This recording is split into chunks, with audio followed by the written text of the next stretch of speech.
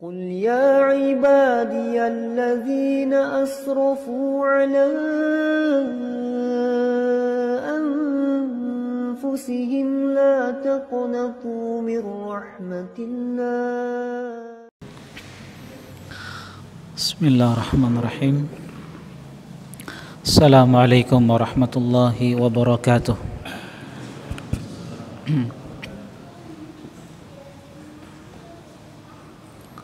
Alhamdulillah Alhamdulillahil karimil mannan dzil fadli wal ihsani alladzi hadana lil ilman wa faddala dinana ala sairil adyan wassalatu wassalamu ala nabiyyina Muhammadin nabiyyil adnan wa ala alihi wa sahbihi wa man tabi'ahum bi ihsanin ila yaumiddin. Amma ba'd. Ya ayyuhalladzina amanu taqullaha haqqa tuqatih wa la tamutunna illa wa antum muslimun. Ma'asyiral muslimin, jamaah rahimani wa rahimakumullah, teman-teman ikhwani wa akhwati fillah, hafidhani wa hafidhakumullah.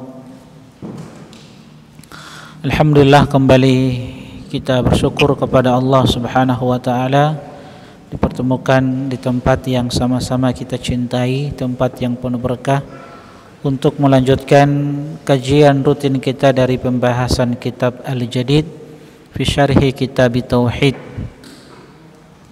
Dan insyaallah kita akan masuk pada bab yang ke-26 yang dibawakan oleh penulis kitab Tauhid, Syekhul Islam Muhammad bin Abdul Wahhab rahimahullahu ta'ala.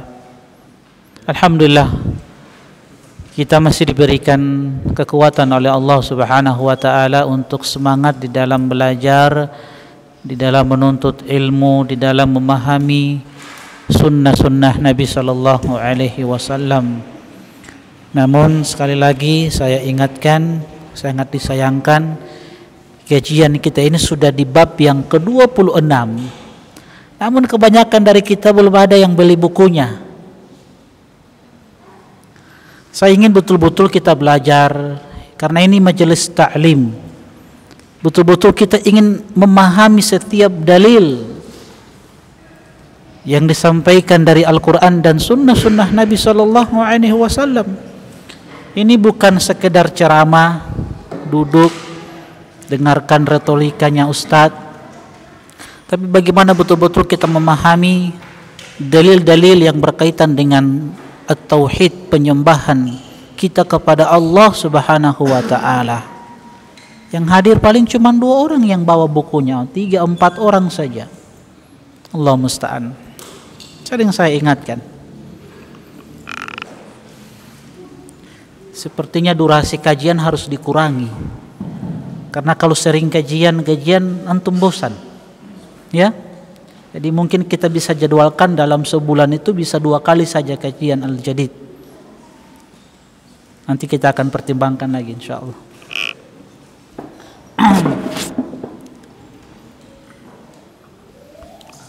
Jemaah sekalian, ikhwani wa akhwati fillah. Jemaah sekalian, ikhwani wa akhwati fillah, rahimani wa rahimakumullah. Jadi saya ingatkan kembali, insyaallah pertemuan selanjutnya antum semua sudah bisa beli bukunya, ya. Betul-betul kita mau belajar ini. Teman-teman sekalian, rahimani wa rahimakumullah, kita akan masuk bab yang ke-26 yang dibawakan oleh penulis kitab Tauhid, Syekhul Islam Muhammad bin Abdul Wahhab rahimahullahu ta'ala. Kata beliau, babu maja'a fi nusrah, bab keterangan tentang an-nusrah, menghilangkan sihir dari orang yang terkena sihir, itulah nusrah. Sebagaimana yang disebutkan oleh Imam Ibn Qayyim rahimahullahu ta'ala, nusrah itu adalah halus sihri anil mas'ur. Nusrah itu adalah menghilangkan sihir dari orang yang terkena sihir. Bagaimana hukumnya? Bab yang ke-26 ini teman-teman sekalian rahimani wa rahimakumullah Jadi pembahasan tentang sihir, dan kita sudah bahas di bab-bab sebelumnya dari bab 23, 24, 25 dan 26 ini masih berkaitan dengan sihir. 23 itu bab 23 kita berbicara tentang hukum sihir. Bagaimana mempelajari sihir dan apa hukuman bagi orang yang mempelajari sihir. Bab yang ke-24 kita pelajari tentang apa? Macam-macam sihir. Bab yang ke-25 tentang sihir dan perdukunan. Nah, bab yang ke-26 ini tentang nusrah, bagaimana pengobatan terhadap sihir itu. Ini menunjukkan bahwasanya sekali lagi pembahasan sihir ini adalah pembahasan yang perlu kita ketahui bersama teman-teman sekalian, rahimani wa rahimakumullah. Dan penulis kitab Tauhid Syekhul Islam Muhammad bin Abdul Wahhab rahimahullahu taala membawakan beberapa athar dari Rasulullah sallallahu alaihi wasallam dan dari ucapan ulama-ulama salaf. Antum buka halaman 330.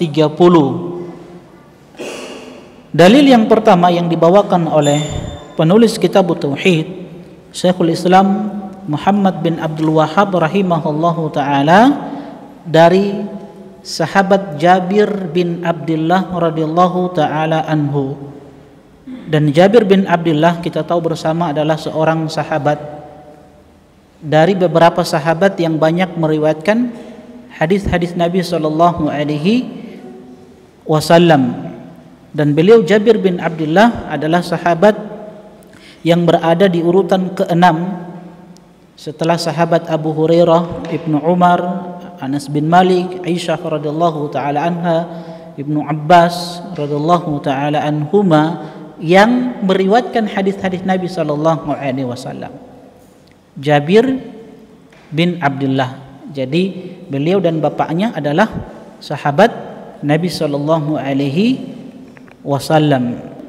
Sebagaimana kita tahu bersama, beliau adalah seorang sahabat yang faqih, ahli ibadah, dan di akhir umur beliau tidak bisa melihat, buta. Tapi dengan keilmuan beliau Jabir bin Abdullah radhiyallahu taala anhu, banyak dari kalangan orang-orang Khawarij itu kembali kepada sunnah Rasulullah sallallahu alaihi wasallam. Banyak dari orang-orang Khawarij itu bertobat ketika berhadapan dengan siapa? Jabir bin Abdullah radhiyallahu taala anhuma. Ketika orang-orang Khawarij itu berdebat dengan siapa? Jabir radhiyallahu taala anhu. Beliau membawakan satu hadis yang ini membuat orang-orang Khawarij itu banyak bertobat. Satu hadis yang disebut dengan hadis Jahannamiyin. Tahu ya? Hadis Jahannamiyin. Jahannamiyin ini adalah orang-orang yang tadinya masuk ke dalam neraka, kemudian karena mendapatkan syafaat dari Nabi sallallahu alaihi wasallam, kemudian mereka dikeluarkan dan dimasukkan ke dalam surga Allah Subhanahu wa taala, yang disebutkan oleh Nabi sallallahu alaihi wasallam, yakhruju qaumun minan nari bi syafaati Muhammadin sallallahu alaihi wasallam. Akan ada satu kaum yang keluar dari neraka Allah Subhanahu wa taala. Mereka adalah orang-orang yang beriman, yang bertauhid, namun di sisi lain mereka jatuh kepada dosa dan maksiat. Mereka melakukan dosa-dosa besar selain dosa syirik. Jelas ya?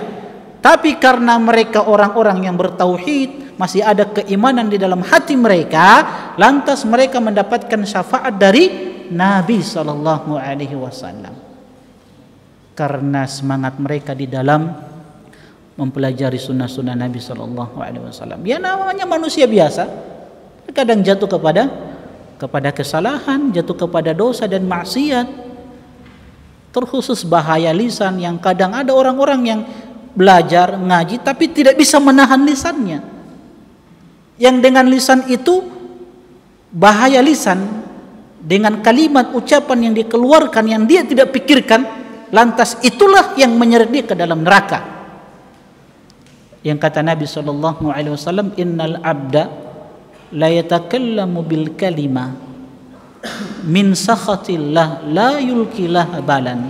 Ada seorang hamba, kata Nabi sallallahu alaihi wasallam, dia beriman, dia hadir di majelis ilmu, bahkan dia mungkin seorang ustadz, dia mengucapkan sebuah kalimat yang kalimat itu mendatangkan kemurkaan Allah Subhanahu wa taala, la yulkilah balan, yang dia tidak pikirkan kalimat tersebut, lantas yahwi biha ila nari jahannam, dengan kalimat tersebut menyeret dia ke dalam neraka jahanam. Karena bahaya lisan, mungkin dengan lisan itu dia mengucapkan dosa besar, dia mengucapkan sebuah kalimat yang itu merupakan dosa besar. Apa dosa besar yang ditimbulkan lisan? Apa? Kedustaan, kebohongan. Yang Nabi SAW ingatkan, iyyakum wal kadhib, hati-hati kalian dari kebohongan, dari kedustaan. Fa innal kadhiba yahdi ilal fujur, sebab kedustaan, kebohongan itu membawa, menyeret seseorang kepada kefajiran, keburukan, kejelekan. Wa innal fujura yahdi ilan nar, dan ternyata keburukan itu, kejelekan itu membawa seseorang ke dalam neraka Allah Subhanahu wa taala. Nah, teman-teman sekalian, kita kembali kepada siapa? Sahabat Jabir bin Abdullah radhiyallahu taala anhuma. Dengan hadis ini, hadis Jahannamiyun, yang kata Nabi SAW, ada satu kaum dari kalangan orang-orang beriman, mereka masuk ke dalam neraka, tapi karena dapat syafaat dari Nabi SAW, fayadkhulunal jannah, maka mereka pun masuk ke dalam surga Allah Subhanahu wa taala. Dengan hadis ini hadis riwayat Bukhari. Dengan hadis ini banyak orang-orang Khawarij itu bertobat dari pemikiran sesat mereka. Karena salah satu pemikiran sesat mereka bahwa mereka mengatakan orang-orang yang melakukan dosa besar itu kekal di dalam neraka. Ini bantahannya dengan hadis ini. Hadis tentang Jahannamiyin. Dan Jabir bin Abdullah, kita tahu bersama, seorang sahabat yang memilih untuk menikah dengan seorang wanita janda. Dia punya beberapa saudari, ada 9. Yang ketika bapaknya meninggal dalam sebuah peperangan bersama Nabi SAW, maka bapaknya ini meninggalkan adik-adiknya, ada 9 orang. Lantas Jabir pun menikah dengan seorang janda. Maka sampai berita ini kepada Nabi SAW, ditanya, kenapa antum menikah dengan seorang janda? Kenapa antum tidak menikah dengan seorang bikir, seorang gadis? Tula'ibuka wa tula'ibuha, antum bisa bermain-main dengannya dan dia bisa bermain-main dengan antum. Itu indahnya menikah dengan seorang gadis, apalagi yang umurnya 19 tahun. Oh, Masya Allah. Tapi Jabir lebih memilih siapa? Janda. Karena janda kan sudah punya pengalaman di dalam merawat anak-anak. Dia menikah dengan janda karena ingin bagaimana wanita itu bisa merawat adik-adiknya yang 9 orang itu. Makanya kalau mau menikah itu lihat maslahatnya. Ya, lihat maslahatnya. Kalau ada maslahat antum menikah dengan seorang janda, ada maslahatnya dan besar maslahatnya, silakan. Lebih antum utamakan janda. Tapi hukum asalnya antum memilih seorang gadis, ya, gadis yang kaya raya, cantik, hafidho. Nah, itu Masya Allah luar biasa hidup antum itu. Naam. Ya mas sekalian, rahimani wa rahimakumullah. Jadi Jabir bin Abdullah radhiyallahu taala anhu, beliau mengatakan anna Rasulullah sallallahu alaihi wasallam su'ila anin nusrah, bahwasanya Nabi kita Muhammad sallallahu alaihi wasallam pernah ditanya tentang an-nusrah. Apa itu nusrah tadi? Halus sihri anil mashur, menghilangkan sihir dari orang yang terkena sihir. Bagaimana hukumnya? Maka jawab Nabi sallallahu alaihi wasallam, hiya min amali syaitan. Ternyata nusrah itu adalah termasuk perbuatan syaitan. Diriwayatkan oleh Imam Ahmad dengan sanad yang jayyid, juga Abu Daud. Imam Ahmad pernah ditanya tentang hal ini, maka beliau mengatakan Ibnu Mas'ud radhiyallahu taala anhu membenci semua perbuatan ini. Tapi kita lihat apa penjelasan dari penulis kitab ini. Siapa penulis kitab Al-Jadid? Syekh siapa? Sulaiman Al-Qara'awi rahimahullahu ta'ala. Apa kata Syekh Sulaiman?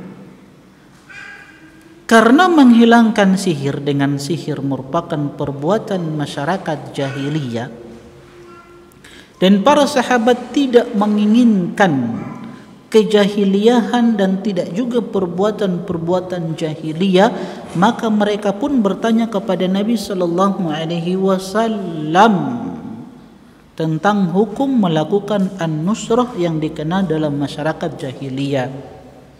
Ternyata nusrah ini adalah perbuatan orang-orang jahiliyah. Sebagai contoh supaya lebih paham nusrah itu, ketika seseorang dia terkena sihir atau tadinya melakukan praktek sihir. Misalkan ada seseorang memasangkan susuk di dalam tubuhnya, misalkan. Tahu susuk ya? Ya, dipasangkan ke dalam tubuhnya. Ya, tujuannya kan banyak, supaya terlihat ganteng, supaya terlihat cantik, supaya orang lain ketika melihat dia ada kecintaan terhadap dirinya, dan ini banyak dilakukan oleh para perempuan. Supaya banyak laki-laki suka kepadanya, maka dia pakai susuk itu dipasangkan ke dalam tubuhnya. Dan itu dilakukan oleh tukang sihir. Nah, ketika dia menghadiri majelis ilmu, dia datang ke tempat ini, hadir di kajian kitab Al-Jadid, dapat hidayah. Kebetulan dia bawa buku. Ya, bawa buku. Yang tidak bawa buku, itu. Makanya hati-hati. Ya, dia dapat hidayah. Oh, ternyata dia tahu bahwasanya susuk itu bagian dari sihir.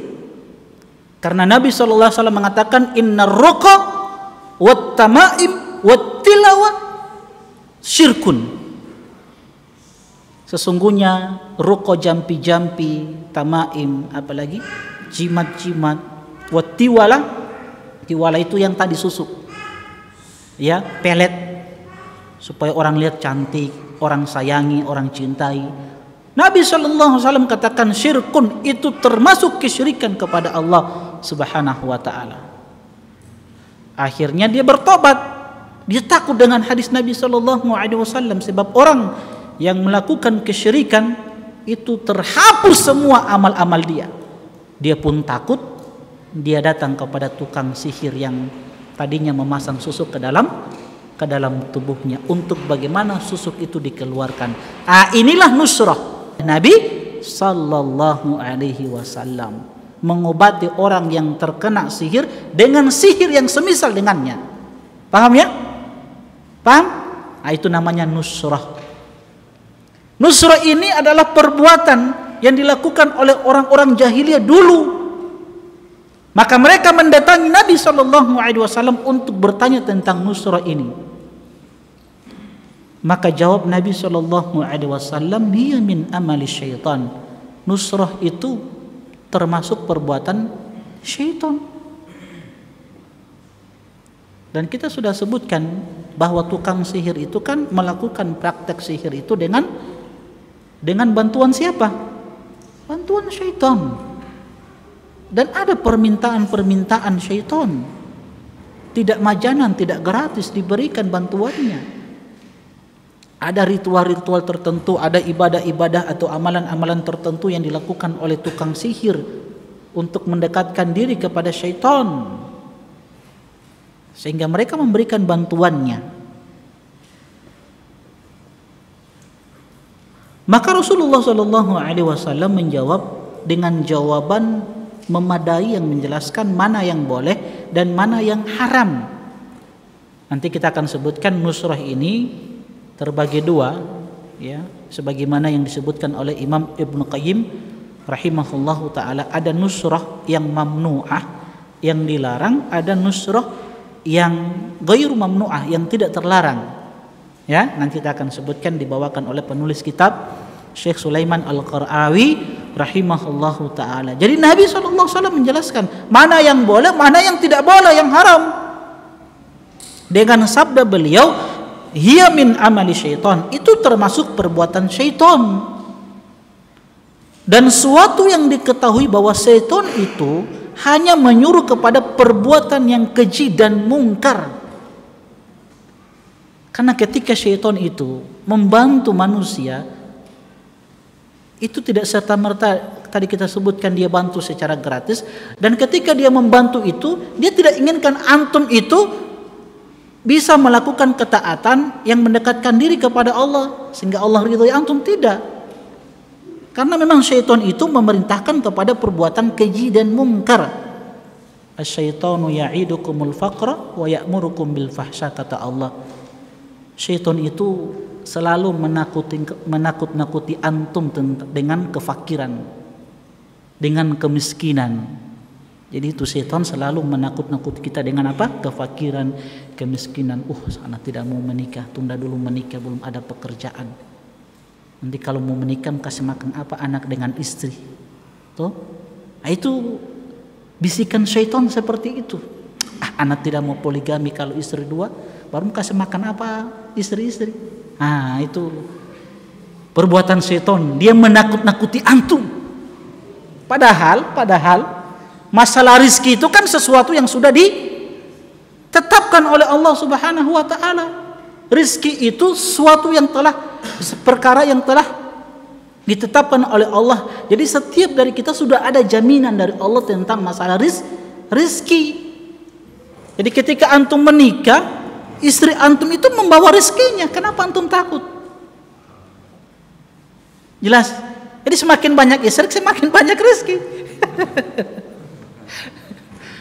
Sahih tidak? Betul? Betul tidak? Kasih keras. Betul tidak? Nah itu. Pak antum di istri-istri dengar tuh. Supaya di rumah bakal lain.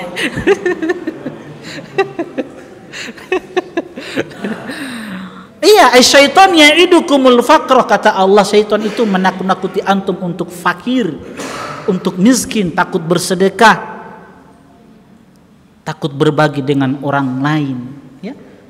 Padahal sekali lagi rizki itu sesuatu yang sudah dijamin oleh Allah Subhanahu wa taala. Yang tidak ada jaminan dari Allah itu masalah apa? Masalah akhirat kita, masalah surga, itu yang belum ada jaminan dari Allah. Tapi masalah rizki jangan khawatir. Sudah ada jaminan dari Allah Subhanahu wa taala. Wa ya'murukum bil fahsya, dan syaitan itu senantiasa memerintahkan kalian untuk melakukan kejahatan, melakukan keburukan, kejelekan. Di dalam ayat yang lain Allah Subhanahu wa taala kembali mengingatkan, ya ayyuhalladzina amanu, wahai orang-orang yang beriman, la tattabi'u khutuwati syaitan. Wahai orang-orang yang beriman, jangan kalian mengikuti khutuwati syaitan, langkah-langkah syaitan. Wa man yattabi' khutuwati syaitan fa innahu ya'murukum bil fahsya'i wal munkar. Jadi siapa yang mengikuti langkah-langkah syaitan, maka sesungguhnya syaitan itu senantiasa menyuruh kepada kalian untuk melakukan al-fahsya, melakukan keburukan, melakukan kemungkaran. Di antaranya tadi yang kita sebutkan bahayanya lisan, ya, lisan. Karena memang tujuan syaitan membisikkan kepada kita perkara-perkara yang buruk, terutama bahaya lisan ini, apalagi perbuatan dusta, ya. Ini supaya kaum muslimin itu berpecah belah, terjadi pertikaian, satu dengan yang lainnya saling menuduh. Tuh. Nah, itu yang diinginkan oleh syaitan, perpecahan di tengah-tengah kaum muslimin. Sehingga ada dari kaum muslimin itu orang-orang yang suka melakukan kedustaan, waliyadzubillah. Padahal saya ingatkan hadis Nabi SAW di dalam riwayat Bukhari. Hadis ini sangat panjang. Ketika Nabi SAW, mudah-mudahan si kadzab ini yang suka berdusta ini dengarkan kajian ini, mudah-mudahan sampai ke beliau ini. Ancaman bagi orang-orang yang suka berdusta. ketika Nabi SAW melihat di alam barzakh ada orang yang duduk. Ketika orang ini duduk di alam barzakh, lantas datang orang lain yang membawa benda yang sangat tajam. Orang ini membawa pisau yang sangat tajam. Kemudian pisau tersebut dimasukkan ke dalam bibirnya. Lantas dengan pisau tersebut bibirnya itu dirobek sampai ke lehernya. Baik bibir sebelah kirinya maupun bibir sebelah kanannya dirobek sampai ke leher kiri dan leher kanannya. Dan itu diulang berkali-kali. Lantas Nabi SAW bertanya, siapa orang ini? Kenapa orang ini disiksa dengan siksaan tersebut?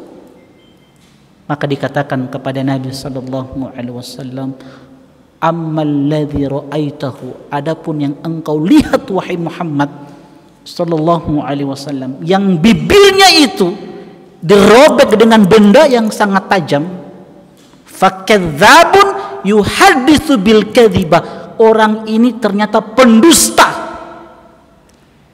Dia mengucapkan satu kedustaan, fatuhmalu anhu hatta tablughul afaq, yang satu kedustaan itu dinukilkan sampai tersebar ke penjuru dunia. Satu kedustaan yang dia ucapkan itu didengarkan oleh semua manusia. Yang kata Nabi, fayusna'u bihi ila yaumil qiyamah, karena perbuatan itu dia disiksa sampai datangnya hari kiamat. Waliyadzubillah. Ini bahayanya lisan. Makanya jamaah sekalian, di masa-masa fitnah saya sering ingatkan apa yang terjadi di zaman kita ini, di masa-masa fitnah ini, itu disebabkan karena suka berkomentar. Komentar ini, komentar itu, supaya dikatakan orang yang Masya Allah pintar, penuntut ilmu, semua dia komentari. Sampai urusan rumah tangga orang lain dia komentar Allah. Urusan negara dia komentari. Diam lebih selamat. Diam. Makanya Nabi SAW mengatakan apa? Rahimallahu abdan qala khairan faghanim. Sungguh Allah merahmati seorang hamba qala khairan, yang dia mengucapkan kalimat-kalimat yang baik. Faghanim, dia pun beruntung, kata Nabi SAW. Karena orang yang beriman itu, kata Nabi, falyakul khairan aw liyasmut. Orang yang beriman itu dia mengucapkan kalimat yang baik atau diam.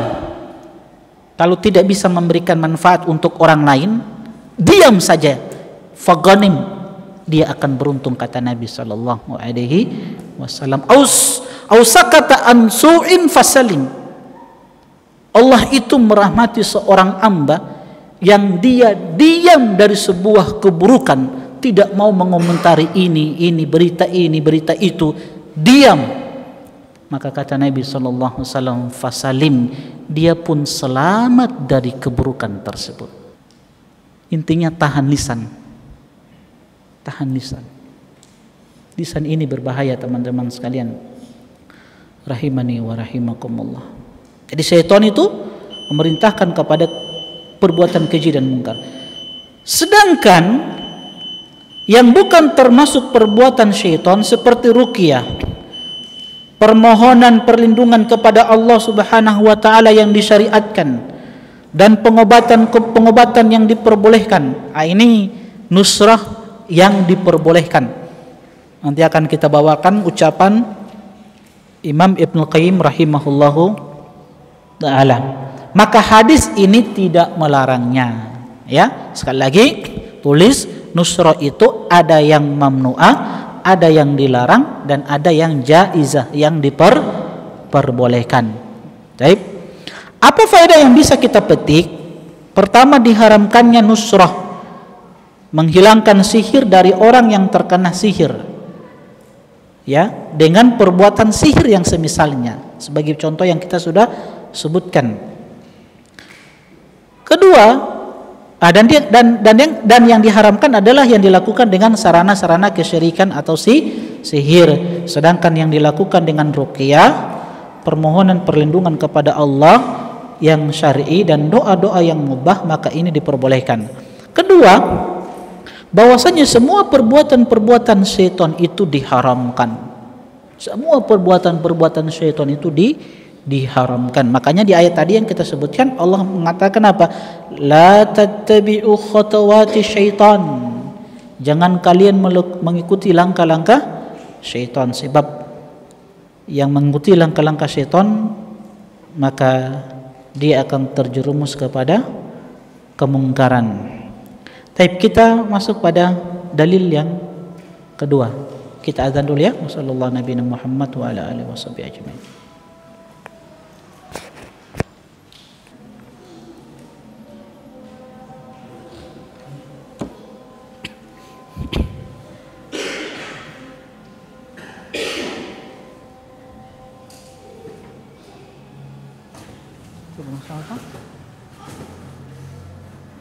Biar dulu itu, kasih biar apa itu? Kasih biar. Oh.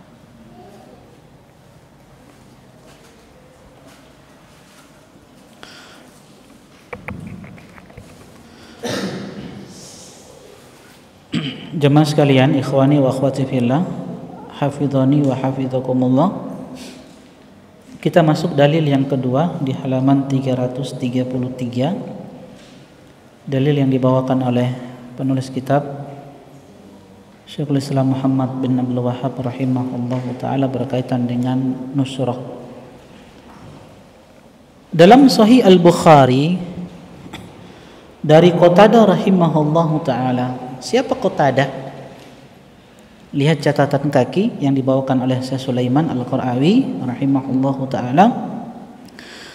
Beliau adalah Qatadah bin Di'amah As-Sadusi, seorang yang thiqah lagi faqih, salah seorang tabi'in yang luas hafalannya. Wafat pada tahun 100 lewat belasan tahun Hijriyah.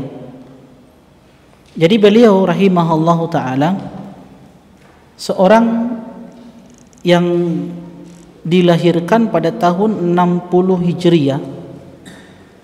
Beliau seorang imam tunanetra. Kenapa? Karena beliau dilahirkan dari rahim ibunya dalam keadaan dua matanya itu tidak bisa melihat. Namun itu teman-teman sekalian bukan penghambat dia untuk belajar menuntut ilmu, sehingga dia menjadi ulama yang terkenal dalam ilmu tafsir.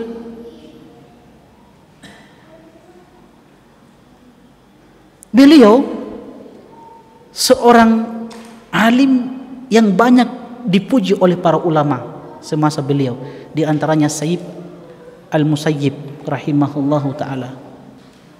Dia memang tunanetra, tidak bisa melihat matanya, tapi Allah Subhanahu wa taala berikan kelebihan berupa hafalan yang sangat kuat. Tidak ada satu kalimat ucapan yang beliau dengarkan kecuali pasti dihafal. Sampai-sampai Sa'id bin Musayyib rahimahullah ta'ala mengatakan, aku tidak pernah menyangka Allah Subhanahu wa ta'ala menciptakan manusia dengan kekuatan hafalan seperti Qatadah. Saking kuatnya hafalannya. Dia tunanetra, teman-teman sekalian, Masya Allah. Ini menunjukkan kepada kita ya, ada ulama-ulama yang dengan keterbatasan fisik mereka, tapi itu tidak menjadi penghambat untuk belajar menuntut ilmu. Antum Masya Allah diberikan mata yang luar biasa, fisik yang bagus, ada uang, ada HP mahal-mahal, tapi beli kitab Al-Jadid tidak mampu, tidak bisa. Padahal ini sudah bab yang ke-26, tapi berat bagi dia untuk beli kitab Al-Jadid. Dia belajar dari Qatadah bin Di'amah As-Sadusi rahimahullahu ta'ala, seorang yang tunanetra tapi Masya Allah menjadi ulama yang hebat, ulama yang belajar dari sahabat-sahabat Nabi Sallallahu Alaihi Wasallam. Guru-gurunya adalah sahabat, beliau seorang tabi'in. Beliau teman-teman sekalian rahimani wa rahimakumullah, orang yang luar biasa di dalam ibadahnya, terkhusus di dalam membaca Al-Quran. Qatadah ini rahimahullahu ta'ala seorang ulama yang sering kita sampaikan ketika beliau masuk di bulan Ramadan itu beliau menghatamkan Al-Quran itu selama 3 hari. Jadi setiap 3 hari beliau hatamkan Al-Quran. Ya. Beliau rahimahullahu ta'ala seorang ulama yang banyak memberikan nasihat-nasihat yang ilmiah yang luar biasa. Ada untayan-untayan nasihat yang beliau sampaikan. Seorang ulama yang senantiasa menjaga sikap ilmiah di dalam menyampaikan ilmu. Karena Qatadah bin Di'amah ini rahimahullahu ta'ala, kalau datang sebuah pertanyaan, sebuah permasalahan kepada beliau, maka itu tidak akan dijawab oleh beliau kecuali dijawab dengan Al-Quran dan Sunnah Nabi SAW. Beliau tidak akan menjawab sebuah permasalahan tentang agama ini dengan logikanya, dengan akalnya. Makanya beliau pernah mengatakan, ma'aftaitu bi ra'yi mundu salasina sana. Aku tidak pernah berfatwa, tidak pernah menjawab sebuah permasalahan di dalam agama ini dengan ra'yi, dengan logika, dengan akalku sejak 30 tahun lamanya. Beliau kita sampaikan pernah tergelincir dalam masalah akidah, dalam masalah takdir. Beliau keliru. Ya namanya manusia biasa, Pak. Namanya manusia biasa, siapapun itu pasti punya kesalahan. Jangan antum terlalu ta'assub dengan seorang guru, seorang ustadz. Oh, kita anggap ustadz kita tidak pernah salah. Semua ucapannya diterima, ditelan mentah-mentah. Ya namanya manusia jatuh pada kesalahan. Beliau salah satunya Qatadah ini tergelincir dalam masalah takdir, dalam masalah akidah. Tapi itu teman-teman sekalian tidak membuat dia malu untuk rujuk kepada kebenaran. Dia pun rujuk kepada kebenaran. Kembali kepada kebenaran ketika diingatkan tentang kesalahannya. Nah, begitu seorang muslimah ketika jatuh kepada kesalahan, diingatkan kesalahannya, harusnya apa? Harusnya berterima kasih, harusnya bersyukur kepada Allah Subhanahu wa taala. Alhamdulillah ada orang yang mengingatkan kesalahan anak. Kan begitu? Alhamdulillah. Ini ada orang ketika diingatkan kesalahannya, justru dia jadikan kesalahan itu, nasihat itu sebagai sesuatu yang membuat ini apa ya? Dia ternyata menjatuhkan kehormatan anak. Akhirnya dari masalah ini dia pun sedikit demi sedikit meninggalkan teman-temannya. Akhirnya pun dia tinggalkan sunnah-sunnah Nabi SAW. Ada orang-orang seperti itu ketika dinasihati, malah dia buat cerita-cerita yang lain. Waliyadzubillah. Ya. Nah teman-teman sekalian, ana mau menukilkan beberapa untayan nasihat yang disampaikan oleh beliau. Dia tanya, kata beliau, man yattaqillaha yakunillahu ma'ahu. Siapa yang bertakwa kepada Allah, maka Allah Subhanahu wa taala akan senantiasa bersamanya. Wa man yakunillahu ma'ahu, dan siapa yang senantiasa bersama Allah Subhanahu wa taala, fa ma'ahul fi'atul lati la tuglab. Orang yang senantiasa bersama Allah Subhanahu wa taala, maka dia bersama dengan golongan yang tidak pernah terkalahkan. Wal harisul ladzi la yanamu wal hadi ladzi la yadil. Orang yang senantiasa bersama Allah Subhanahu wa taala, ya kalau kita orang yang bersama dengan Allah itu bersama dengan ayat-ayat Al-Qur'an, bersama dengan sunnah-sunnah Nabi sallallahu alaihi wasallam, maka dia bersama dengan seorang penjaga yang tidak pernah tidur, seorang pemberi hidayah yang tidak pernah tersesat. Jadi ini beruntung, sebuah keberuntungan ketika seseorang itu selalu bersama Allah Subhanahu wa taala. Beliau juga mengatakan, babun minal ilmi yahfazuhu ar-rajulu yatlubu bihi salaha nafsihi wa salahan nasi afdal min ibadati haulin kamilin. Ini ucapan-ucapan indah dari seorang alim ulama, seorang Qatadah bin Di'amah As-Sadusi rahimahullahu taala, beliau mengatakan babun minal ilmi, satu bab dari ilmu yang dihafalkan oleh seorang penuntut ilmu, siapapun dia, yatlubu bihi solahan nafsihi, yang dengan ilmu yang dia pelajari, satu bab ilmu yang dia kuasai, dia pelajari ilmu tersebut, dia gunakan untuk memperbaiki keadaan dirinya. Wasolahan nasi, dengan ilmu yang dia pelajari, dia gunakan ilmu itu, setelah dia perbaiki dirinya, dia perbaiki keadaan orang lain. Itu kan tujuan kita belajar ilmu toh, untuk memperbaiki diri, kemudian memperbaiki keadaan orang lain.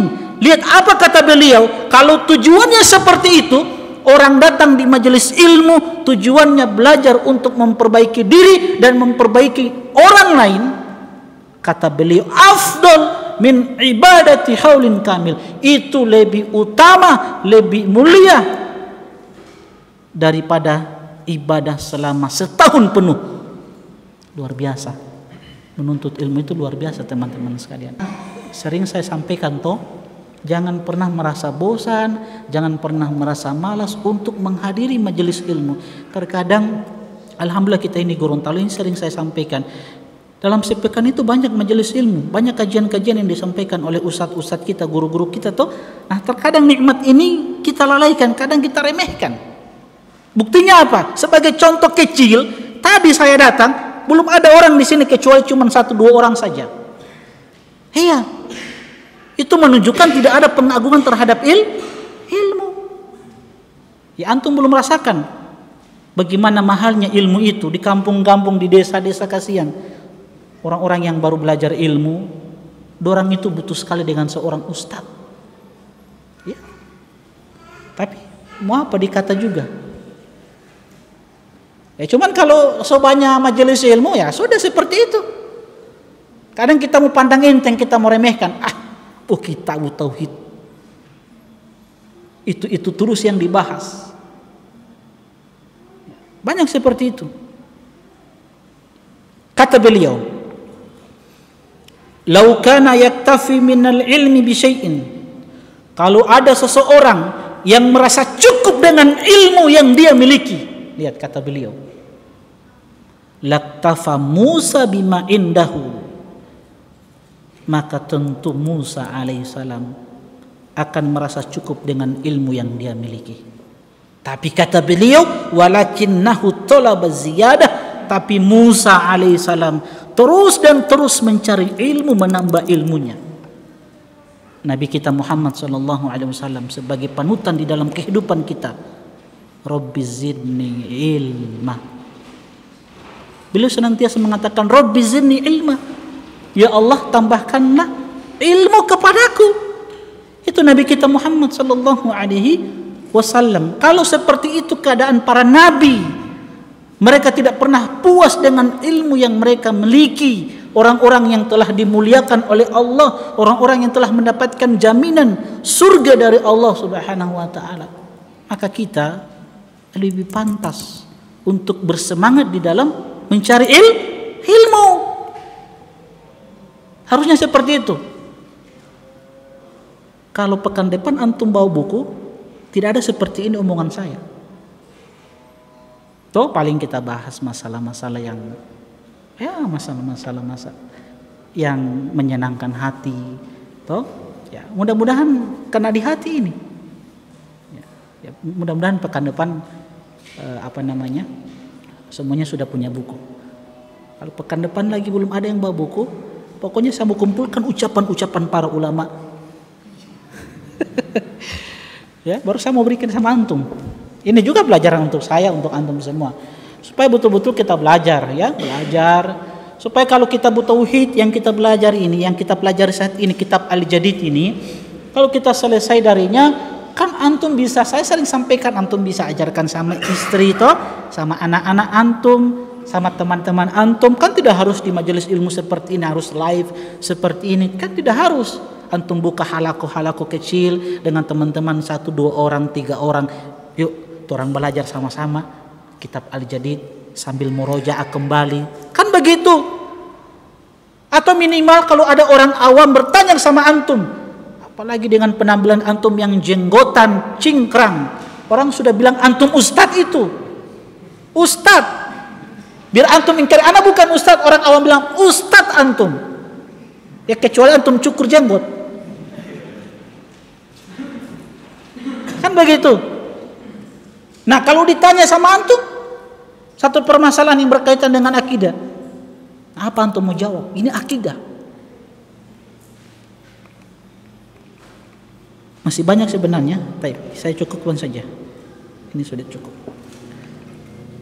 Kata beliau, Qatadah bin Di'amah rahimahullahu ta'ala, rajulun bihi tibbun au yu'akhadhu an imra'atihi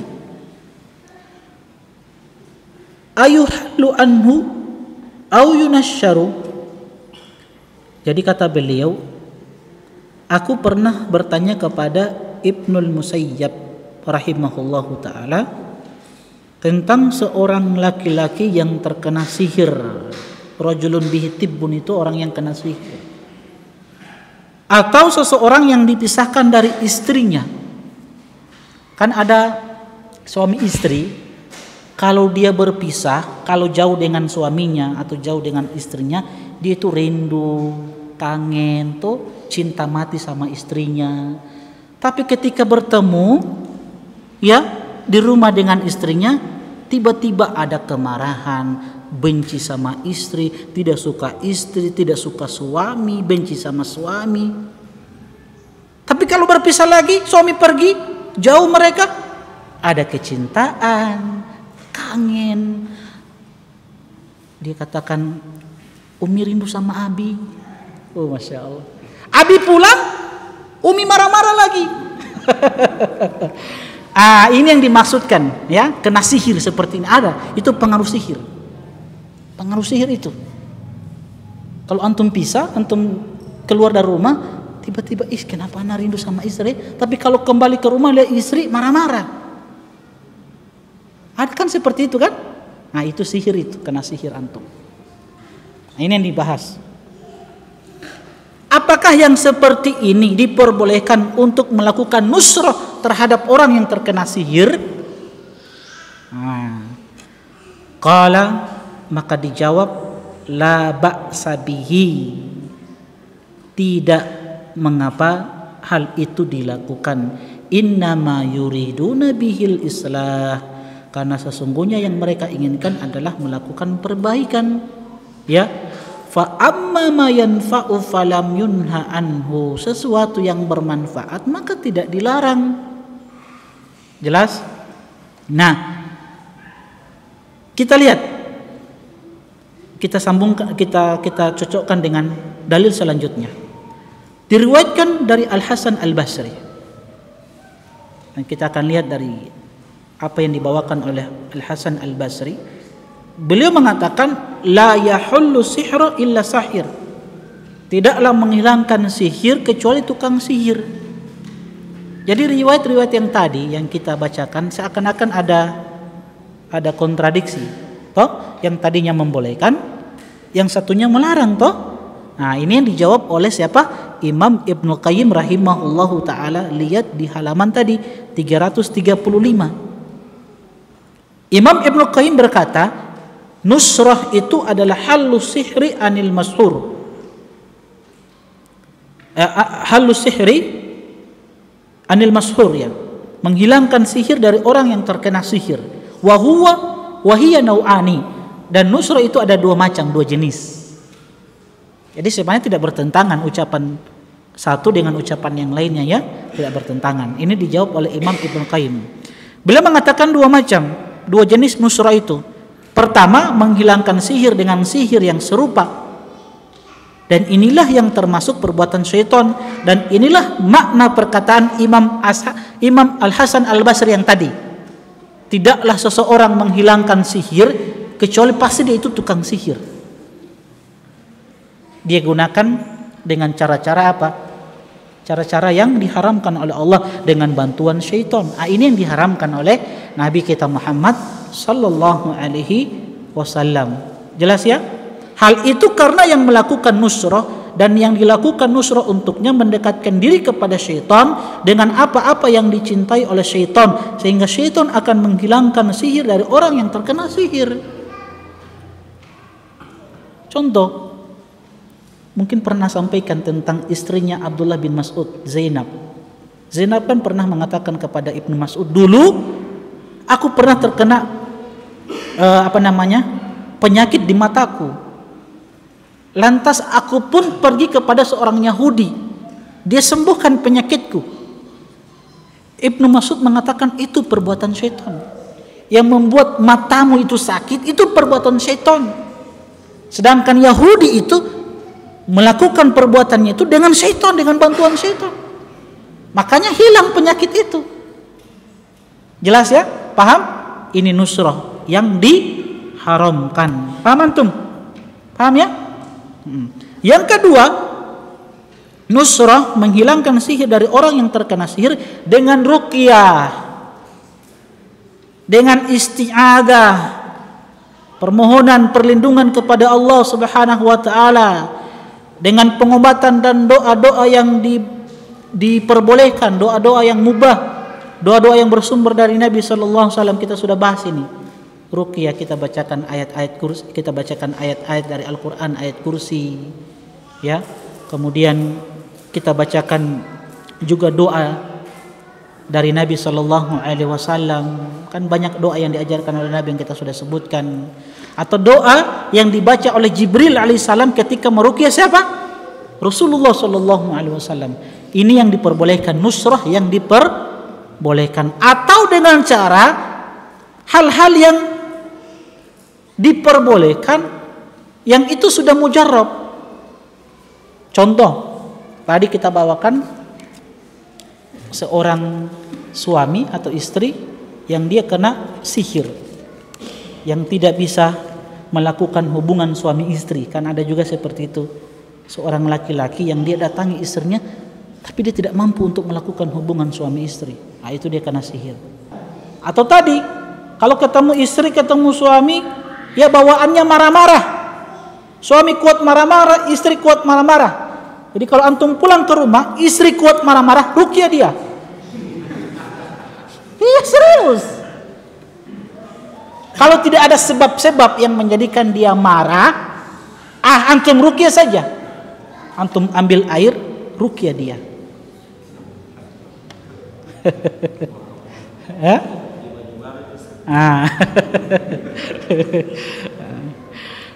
Nah, orang yang kena sihir, suami yang tidak bisa menggauli istrinya, suami yang ketika melihat istrinya marah-marah. Nah, Syekh bin Baz, dan ini sesuatu yang mujarab, sudah di mujarab, yang sudah dicoba dan itu terbukti khasiatnya. Beliau menyebutkan salah satu pengobatan yang bagus ketika terkena sihir, khususnya sihir untuk menghancurkan rumah tangga, ambil 7 lembar daun bidara. 7 lembar daun bidara ditumbuk, dihaluskan, kemudian ambil air secukupnya, letakkan di air secukupnya, kemudian bacakan ayat-ayat ruqyah, ayat-ayat yang bersumber dari Al-Quran. Antum baca surat Al-Baqarah boleh, pokoknya ayat-ayat dari Al-Quran, ayat kursi, 3 qul, ya. Antum tambahkan dengan doa-doa yang bersumber dari Nabi sallallahu alaihi wasallam. Kemudian antum minum 3 tegukan. Sebagiannya antum pakai untuk mandi. Itu dilakukan berulang-ulang sampai hilang sihir tersebut. Itu salah satu cara yang disebutkan oleh Syekh bin Baz rahimahullahu taala untuk menghilangkan sihir tadi. Sihir untuk menghancurkan rumah tangga sepasang suami dan istri. Ya, itu yang diperbolehkan. Jelas ya? Baik.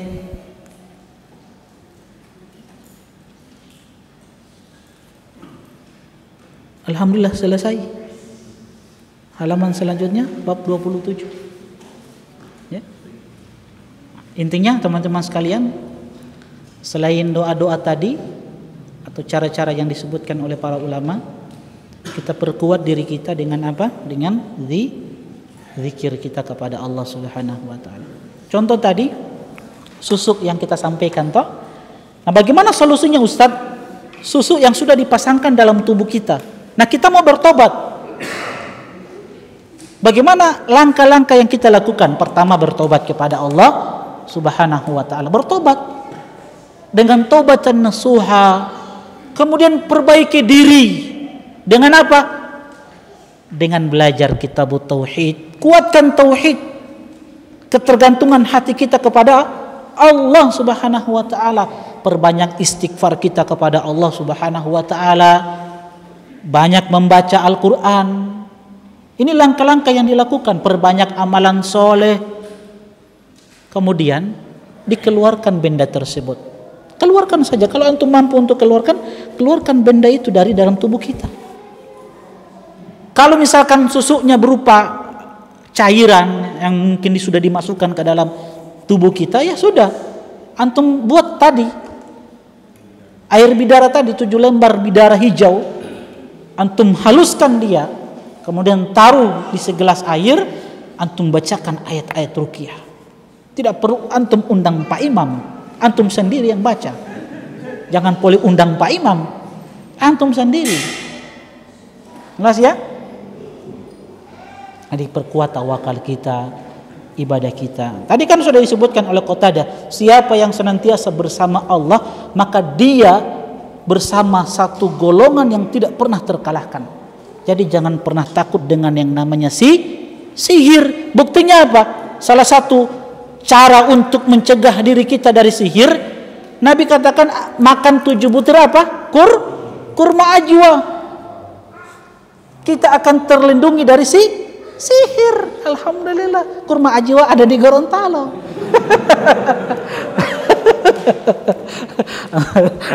Ada sama beliau.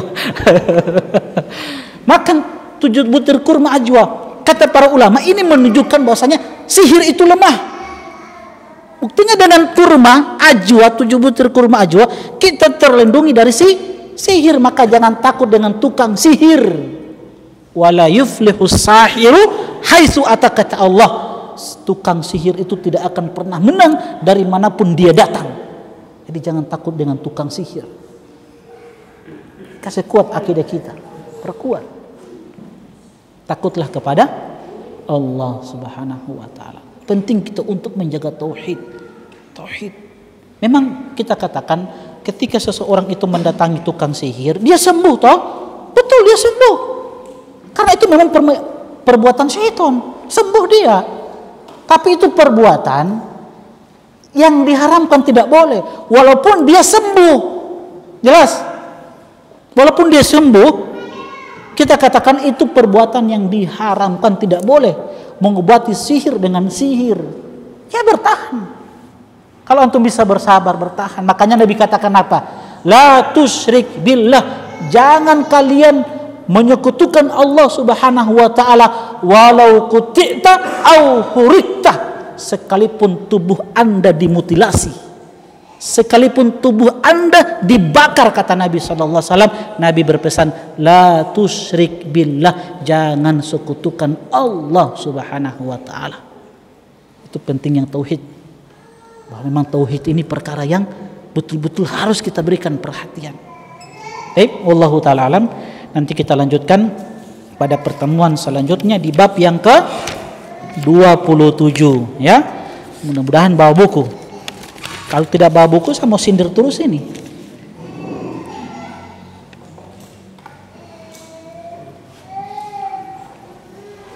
Bismillah, semoga Allah menjaga Ustadz dan menjaga semua kaum muslimin, teman-teman yang hadir di tempat ini.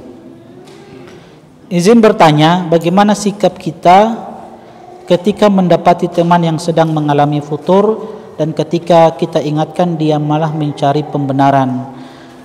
Ya mungkin yang perlu kita muhasabah juga, introspeksi diri, muhasabah juga adalah cara penyampaian nasihat tersebut. Setiap orang itu pasti dia akan terima nasihat. Cuma kalau antum sampaikan dengan cara yang tidak benar juga, dia akan berat menerima nasihat tersebut. Ya, sampaikan dengan 4, berdua-duaan dengan dia, Kalau antum bisa sampaikan secara langsung empat mata dengannya, ya itu bagus. Kemudian saya sering sampaikan, ketika antum memberikan nasihat kepada orang lain, antum koreksi apa? Niat. Koreksi niat. Kalau betul-betul, wallahi demi Allah, kalau betul-betul antum sampaikan nasihat itu dari lubuk hati antum, ikhlas semata-mata karena Allah Subhanahu wa taala, pasti dia akan terima nasihat tersebut. Pasti.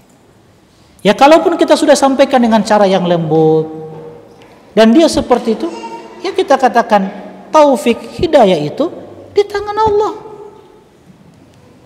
Bersabar. Ambil cara yang lain atau cari kesempatan yang lain, kita sampaikan lagi nasihat tersebut. Pokoknya jangan pernah bosan sampaikan nasihat tersebut. Ya, sekali lagi pilih kalimat-kalimat yang baik dan jangan lupa antum doakan dia, doakan di dalam solat antum, sujud antum. Semoga Allah beri hidayah. Ya, wallahu taala alam. Mungkin ini yang dapat kami sampaikan. Mudah-mudahan Allah Subhanahu wa taala terus memberikan semangat kepada kita semua untuk belajar, dan semoga Allah Subhanahu wa taala istiqomahkan kita di dalam menuntut ilmu. Dan pada pertemuan selanjutnya kita akan masuk bab yang ke-27 tentang at-tatayyur. Wallahu taala alam. Subhanakallahumma bihamdik, asyhadu an la ilaha illa anta, astaghfiruka wa atubu ilaik. Assalamualaikum warahmatullahi wabarakatuh. قل يا عبادي الذين أسرفوا على أنفسهم لا تقنطوا من رحمة الله